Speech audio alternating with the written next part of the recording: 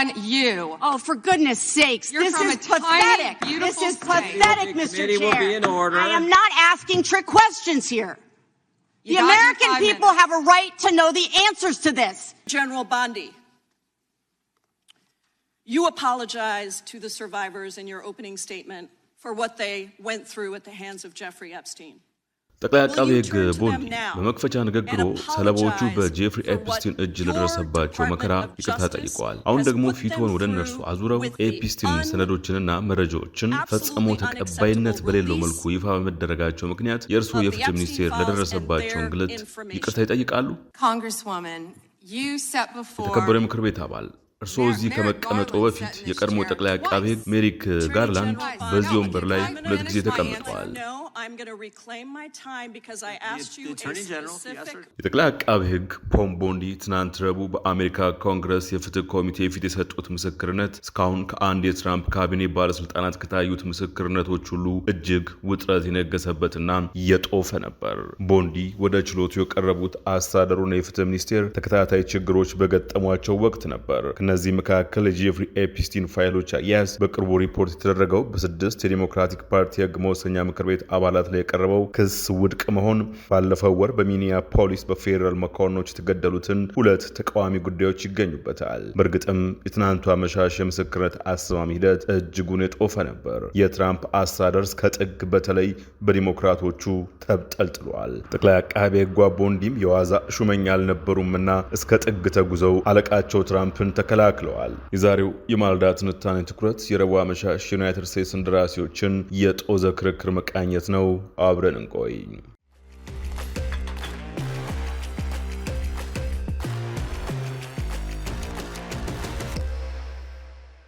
የዩናይትድ ስቴትስ ጠቅላይ አቃቤ ሕግ ፖም ቦንዲ በተወካዮች ምክር ቤት የፍትህ ኮሚቴ ፊት ያደረጉት ምስክርነት በጠላትነት መንፈስና በጦፈ ቃላት ምልልስ የታጀበ ነበር። ይህም በቅርብ ጊዜ ትውስታ ውስጥ ካሉት እጅግ ክርክር የበዛባቸው የምክር ቤት ችሎቶች አንዱ እንዲሆን አስገድዷል። የቁጣ መግለጫዎች ከሕግ ማውጣት ስኬቶች ይልቅ ይበልጥ ዋጋ እያገኙ መጥተዋል በሚባልበት በዚህ ምክር ቤት ውስጥ እንዲያሉ ውጥረት የበዛባቸው ችሎቶች ከጊዜ ወደ ጊዜ እየተለመዱ መጥተዋል። መርሃ ግብሩም ገና ከመጀመሪያው አንስቶ በውጥረት የተሞላ ነበር። የፍትህ ኮሚቴው ከፍተኛ አባል የሜሪላንድ ዲሞክራቱም ጄሚ ራስኪን ለቦንዲ በትህትና ግን በቁርጠኝነት እንጠይቀውታለን፣ እባክዎ ከተከበረው ጊዜያችን ላይ አንዲት ሴኮንድ እንኳ አያባክኑ ሲሉ አሳስቧቸዋል። ራስኪን ለፍትህ ሚኒስትሯ ቦንዲ የሰጡት ማስጠንቀቂያ ሲቀጥል ለዲሞክራቶች ጥያቄም ጥተኛ መልስ እንዲሰጡ እንጂ ከጥያቄው ለማምለጥ ወይም ጊዜ ለማባከን እንዳይሞክሩ ብለዋቸዋል። አክለውም በሴኔቱ ያሳዩትን አፈጻጸም አስተውለናል፣ እኛ ደግሞ ያንን አንቀበለውም፣ ይህ ጨዋታ አይደለም ሲሉም አክለዋል። ይህም ቦንዲ በዲሞክራቶች ላይ ጥላቻ መረጃዎችን ለመሰብሰብ ይጠቀሙበት ነበር የተባለውን በርን ቡክ በመጥቀስ ነው። ክርክሩም የተጀመረው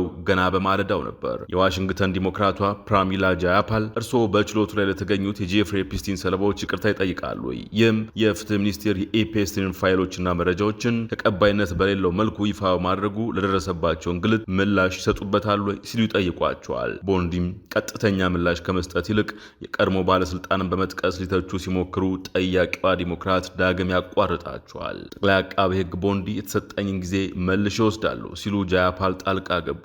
ቦንዴም መልሴን መጨረስ እችላለሁ በማለት ለመጫን ሞከሩ። አይደለም፣ ግልጽ ጥያቄ ስለጠየቅኩት ጊዜን መልሼ እወስዳለሁ አሉ ጃያፓል። ሊቀመንበሩ ጂም ጆርዳን ጣልቃ ለመግባት ሲሞክሩም ለዚያ ጥያቄ መልስ እንዲሰጡኝ ይፈልጋሉ አሉ። ጠቅላይ አቃቤ ሕጉ ለጥያቄው ምላሽ መስጠት ይችላሉም አሉ።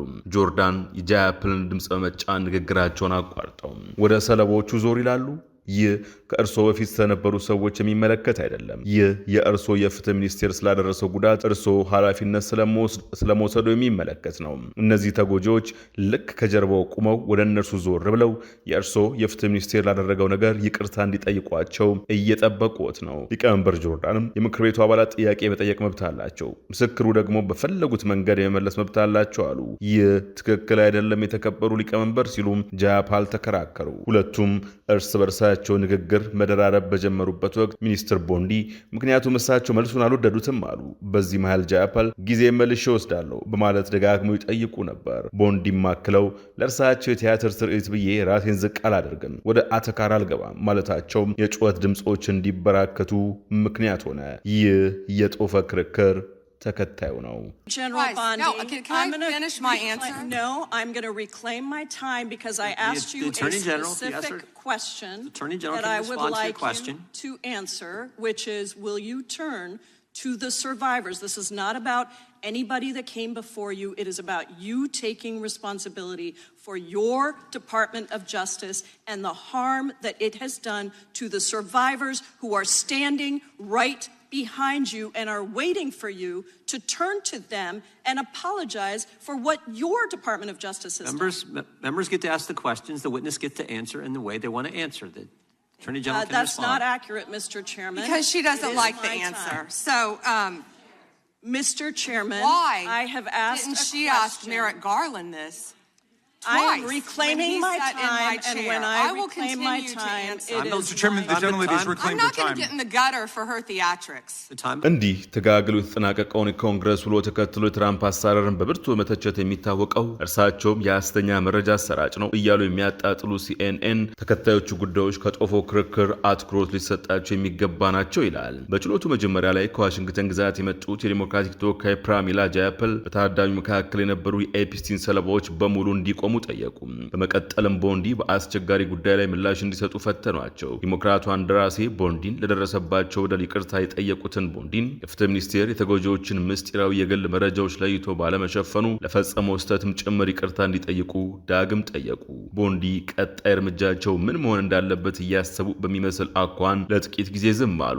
ከዚያም ይቅርታ ከመጠየቅ ይልቅ ስለ ቀድሞ ጠቅላይ አቃቤ ሕግ ሜሪክ ጋርላንድ በማውራት ጉዳዩን አቅጣጫ ለማስቀየር ሞከሩ። ንግግሩም ወዲያውኑ ወደ ጭቅጭቅና ወደ ግል ጥቃት ተቀየረ። ይህ አጋጣሚ ብዙ ነገሮችን ፍንጭ የሰጠበት ወቅት ነው። የፍትህ ሚኒስቴር እነዚህን የመረጃ አያያዝ ስህተቶች መኖራቸውን አምኗል። ሰለባዎቹም ቢሆኑ ማንኛውም ሰው ሊራራላቸው የሚችሉ ናቸው። ሆኖም ቦንዲ በወቅቱ ያስፈለጋቸው ጸጸትና ይቅርታ ሳይሆን ግጭትና ጥቃት እንዲሆን ወሰኑ። የቀረው የችሎቱ ሂደትም በዚሁ መንፈስ ቀጠለ። ቦንዲ በቆይታቸው ሁሉ እጅግ ተከላካይና ጠበኛ ነበሩ። ዲሞክራቶችና የሪፐብሊካን ተወካዩ ቶማስ ማሲ ስለ ኤፕስቲን ላቀረቡላቸው ጥያቄዎች መልስ ላለመስጠት የሚችሉትን ሁሉ አድርገዋል። ይህም በፖለቲካዊ መልኩ ጥበብ የጎደሉ ሊመስል በሚችል መንገድ ነበር። በተጨማሪም ከጀርባቸው ተቀምጠው ነበሩትና የፍትህ ሚኒስቴር ችላ ብሎናል ለሚሉት ሰለባዎች እውቅና እንዲሰጡም በዲሞክራቶች የቀረበላቸውን ተደጋጋሚ ተማጽኖ አልቀበልም አሉ። ይህም ሁኔታው ምስል ሲታይ በጣም ስሜት ቀስቃሽ እንዲሆን አድርጎታል። አንድን የዲሞክራት ተወካይ ጊዜው ያለፈበት ተሸናፊ ጠበቃ ሲሉ ሰድበዋል። ሌላኛውን ደግሞ በአሜሪካ ታሪክ ታላቁን ፕሬዝዳንት ትራምፕን በማጥቃታቸው ክፉኛ ዘልፏቸዋል። ቦንዲ ዶናልድ ትራምፕ ወንጀል መፈጸማቸውን የሚያሳይ ምንም አይነት ማስረጃ የለም ሲሉም ተከራክረዋል። የካሊፎርኒያው ዲሞክራት ተወካይ ቴድ ሊዩ ግን ከኤፕስቲን ፋይሎች ውስጥ የተገኘና ገና ያልተረጋገጠ ስለ ትራምፕ የሚገልጽ ጥቆማን በመጥቀስ ይህ እንደ ማስረጃ እንደሚቆጠር ተናገሩ። ቦንዲንም በመሐላ ስር ሆነው እየዋሹ ነው በማለት ከስልጣናቸው እንዲሰናበቱ ጠየቁ። ቦንዲን በበኩላቸው ሕግ አውጪው ቴዲ ሊዩ በዛው በካሊፎርኒያ ባሉ አስከፊ ወንጀሎች ላይ ትኩረት በደርጉ ይሻላል በማለት የስላቅ ምላሽ ሰጡ። በኤፕስቲን ፋይሎች ውስጥ ስማቸው ተሸፍኖ በወጡ ሰዎች ምክንያት ችሎቱ ይበልጥ ውጥረት የነገሰበት እየሆነ ሄደ። ከሁለቱም ወገን ከዲሞክራትና ሪፐብሊካን የተጣጡ የአሜሪካ ሕግ አውጪዎች የፍትህ ሚኒስቴር ጥበቃ ሊደረግላቸው የማይገባ ሰዎችን ስም አላግባብ ደብቋል ሲሉ ከሰዋል። እነዚህ ሕግ አውጪዎች ያልተሸሸጉ የመጀመሪያዎቹን ሰነዶች እንዲመለከቱ ተፈቅዶላቸዋል። ይህም የፍትህ ሚኒስቴር ቢያንስ በአንድ ሰነድ ላይ የተሸሸጉ ስሞችን ይፋ እንዲያደርግ አስገድዶታል። በእነዚህ ጥረቶች ውስጥ ተሳትፎ የነበራቸው ሪፐብሊካኑ ቶማስ ማሲ እነዚህ መረጃዎችን የመሸፈን ስራ ተጠያቂው ማን እንደሆነና ለዚህ ስህተት ተጠያቂ የሚሆን ሰው መኖር ማወቅ እንደሚፈልጉ ለቦንዲ ነግረዋቸዋል። ማሲ ንግግራቸውን በመቀጠል ይህ ጉዳይ ከዋተርጌት ቅሌት በላይ ግዙፍ እንደሆነና በርካታ የአሜሪካ መንግስታትን ያካለለ መሆኑን ይገልጻሉ። ቢሊዮነሩ ሌስ ዌክሰርን ጨምሮ የአንዳንድ ሰዎች ስም መጀመሪያ ላይ በፋይሎች ውስጥ ለምን ተሸፍኖ እንደወጣም ማሲ ቦንዲን ወጥሮ መያዛቸውን ሲቀጥሉ እርሳቸውም ይህ የፖለቲካ ቀልድ ነው ሲሉ አፊዘዋል። ምንም እንኳን በችሎቱ ወቅት የኤፕስቲን ፋይሎች አስኳል ቢሆንም በሚኒያፖሊስ ከተማ የፌዴራል የኢሚግሬሽን ወኪሎች ሁለት ሰዎችን ገድለው ሀገር አቀፍ ተቃውሞ ቀስቅሰው በነበረው ክስተት ዙሪያም ሕግ አውጪዎቹ ቦንዲን ወጥረው ይዘዋቸዋል። የቴንሲው ዲሞክራት ተወካይ ስቲቭ ግድያዎቹ የፍትህ ሚኒስቴር ያልመረመራቸው ያለ ፍርድ የተፈጸሙ ግድያዎች ነበሩ። ያ የተደረገው ስህተት ነበር፣ እርሶም ምርመራ ሊያካሂዱ ይገባል ብለዋቸዋል። ቦንዲ በሚኒሶታ የተፈጸመውን የፌዴራል መንግስት እርምጃ ተከላክለው ተከራክረዋል። የተቃውሞ ሰልፈኞችም ሆኑ የፌዴራል ወኪሎች ለዚህ ድርጊት የተገፋፉት ህግ አስከባሪዎችን እንቅፋት በሆኑና በፌዴራል መንግስቱ ላይ ጦርነት አውጀናል በሚሉ ተመራጭ ባለስልጣናት ምክንያት ነው ሲሉ ሞግተዋል። የኮሚቴው ሰብሳቢ ተወካይ ጂም ጆርዳንን ጨምሮ ሌሎች ሪፐብሊካንም ቦንዲን በመደገፍ አብረው ቆመዋል። ጂም ጆርዳን ቦንዲ የፕሬዝዳንት ትራምፕን ህገወጥ ስደትን የመቆጣጠር ፖሊሲ በተገቢው መንገድ ተግባራዊ ስላደረጉም አሞካሽተዋቸዋል። በምክር ቤቱ የፍትህ ጉዳዮች ቋሚ ኮሚቴ ፊት ቀርበው ምስክርነታቸውን በሰጡበት ወቅት የትራምፕ አስተዳደር አሌክስ ፕሪቲን የሀገር ውስጥ አሸባሪ በማለት የፈረጀበትን ድርጊት ጠቅላይ አቃቤ ህግ ፓም ቦንዲ እንዳይወግዙ ጥያቄ ቀርቦላቸዋል።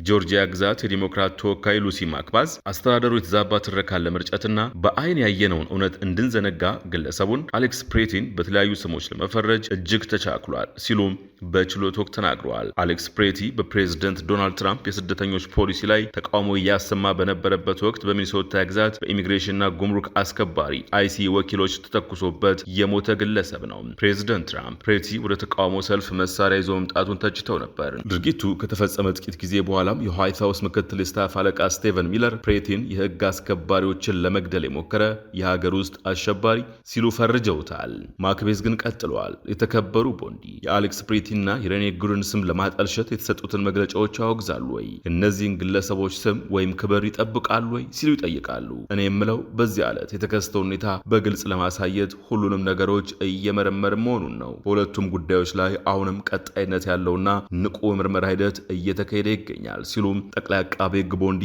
ምላሽ ሰጥቷል።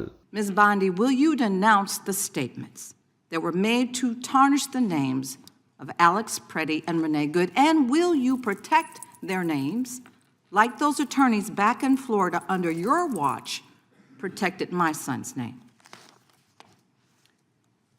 What I will say is we are looking at everything to shed light on what happened that day, and it is an ongoing and active investigation.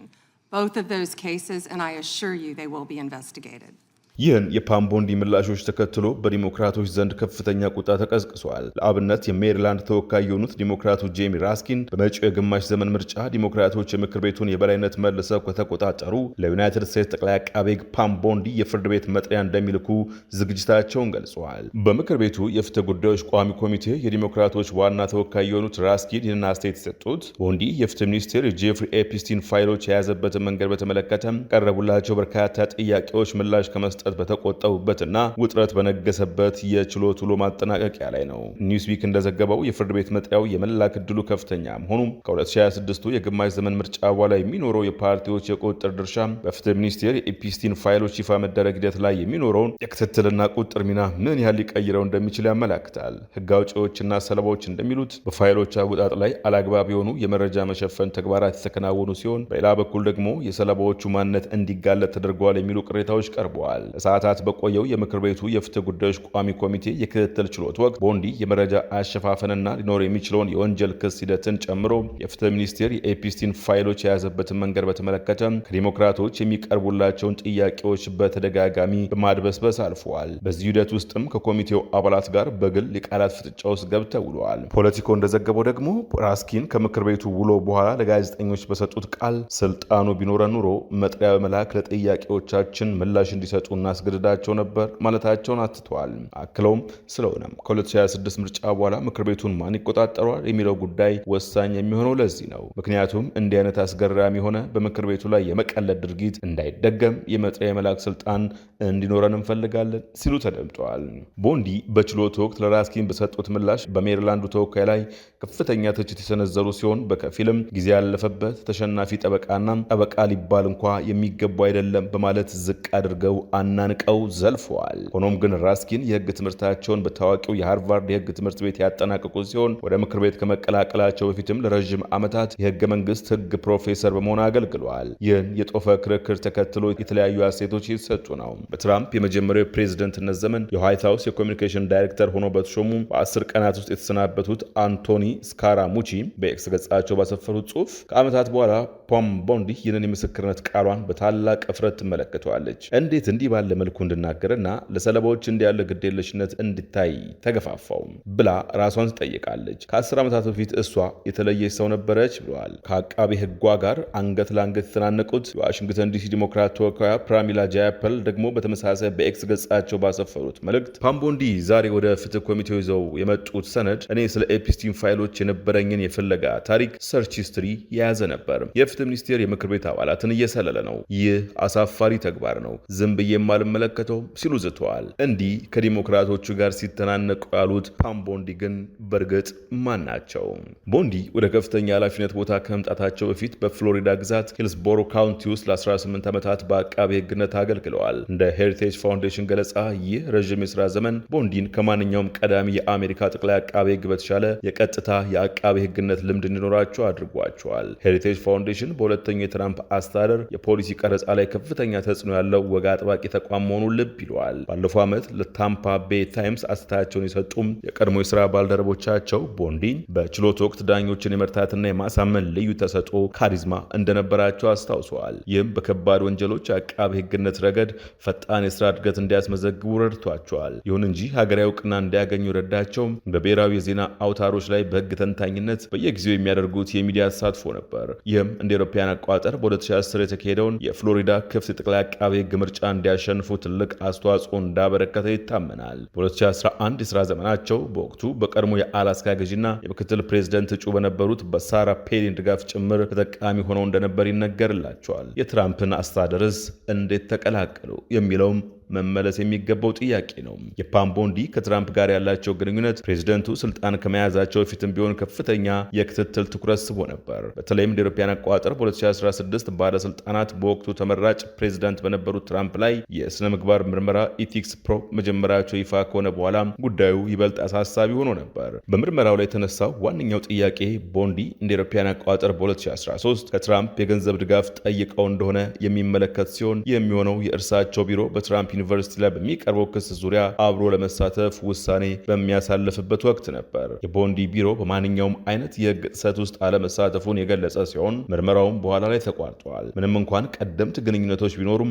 ቦንዲ በመጀመሪያ ወቅት የትራምፕ የፕሬዝደንትነት ምኞትን ወይም ሜክ አሜሪካ ግሬት አጌን አሜሪካን ዳግም ሀያል ማድረግ የተሰኘውን እንቅስቃሴ ቀድመው ከደገፉት ወገን አልነበሩም። ከዚያ ይልቅ በ2016 የሪፐብሊካን ቅድመ ምርጫ ወቅት መጀመሪያ ላይ የደገፉት የቀድሞውን የፍሎሪዳ ገዢ ጄብ ቡሽን ነበር። ጄብ ቡሽ ከውድድሩ ሲወጡ ግን ድጋፋቸውን ወደ ትራምፕ አዙረዋል። ከዚያ በኋላ ያለው ሂደት እጅግ ፈጣን ነበር። ቦንዲ ገና የፍሎሪዳ ጠቅላይ አቃቤ ሕግ እያሉ በትራምፕ የመጀመሪያው የዋይት ሃውስ የሽግግር ቡድን ውስጥ አገልግለዋል። በ2019 የፍሎሪዳ ስልጣናቸውን ከለቀቁ በኋላም ወዲያውኑ የባላርድ ሎቢስት ቡድን በመቀላቀል እንደ አማዞን፣ ጄነራል ሞተርስ እና ኡበር ያሉ ግዙፍ ኩባንያዎችን ጥቅም በማስከበር ረገድ በውትወታ ስራ ላይ ተሰማርተዋል። ከዚያም በመቀጠል ቦንዲ የዋይት ሃውስ የሕግ አማካሪ ቡድንን በመቀላቀል ፕሬዝደንት ትራምፕ በአማካሪ የሕግ መወሰኛ ምክር ቤት ሴኔት የመጀመሪያው የክስ በመስረት ሂደት ላይ እንዲከላከሉ ተደርገዋል። በወቅቱ ትራምፕ ለዩክሬን የሚሰጠውን የጦር መሳሪያ ድጋፍ በፖለቲካ ተቀናቃኛቸው በነበሩት ባይደን ላይ የሚያጠለሽ መረጃ ለማግኘት እንደ ቅድመ ሁኔታ ተጠቅመውበታል በሚል ተከሰው ነበር። ትራምፕ በምርጫ ከተሸነፉ በኋላ ቦንዲ ምርጫውን በሰፊ ማጭበርበር የተሞላ ነው የሚሉ መሰረተ ቢስ ክሶችን ከሚያስተጋቡት መካከል አንዷ ነበሩ። የቀድሞ የኒውዮርክ ከንቲባ ሩድ ጁሊያን በፊላደልፊያ በሚገኘው ፎር ሲዝንስ ላንድስኬፒንግ የሰጡትን አወዛጋቢ ጋዜጣዊ መግለጫ በማስተባበር ረገድም ከፍተኛ ሚና ነበራቸው። በዚያ ወቅትም ትራምፕ ፔንሲልቫኒያን አሸንፏል የሚል ከእውነታው የራቀ መግለጫ በድፍረት ሰጥተው ነበር። በመቀጠልም ትራምፕን የሚደግፈውና አሜሪካ ፈርስት ፖሊሲ ኢንስቲትዩት የተሰኘው የምርምር ተቋም ሰብሳቢ በመሆን አገልግለዋል። ይህ ተቋም እንደ ብሬናን የፍትህ ማዕከል ገለጻ ከሆነ በቅርብ ዓመታት ውስጥ በተለይም በመምረጥ መብትና በምርጫ ዘርፎች ላይ አሳሳቢ የሆኑ የክስ ሂደቶችን ሲመራ ቆይቷል። በተጨማሪም ቦንዲ በትራምፕ ላይ ምርመራ ሲያካሂዱ የነበሩ የፌዴራል የሕግ አስከባሪ አካላትን በወንጀል እንደሚከሱ በይፋ ሲገልጹ ቆይተዋል። የሴኔት የፍትህ ጉዳዮች ኮሚቴ የዲሞክራት አባላት በጥር ወር የቦንዲን ሹመት ሲተቹ ቦንዲ ለትራምፕ ጠቅላይ አቃቤ ሕግነት የሚያበቃ የሴኔት የፍትህ ጉዳዮች ኮሚቴ የዲሞክራቲክ አባላት ባለፈው ዓመት በጥር ወር የቦንዲን ሹመት ሲተቹ ቦንዲ ለትራምፕ ጠቅላይ አቃቤ ሕግነት የሚያበቃት ትልቁ ብቃት ያላት መሆኑን ገልጸው እርሱም ታማኝነት ሎያሊቲ መሆኑን በስላቅ ጠቁመዋል። የዛሬውን ጥንቅር በዚሁ ቋጨን። አዲስ ማለዳን ሰብስክራይብ፣ ላይክ እና ሼር ማድረግን አይዘንጉ። ጤና ይስጥልን።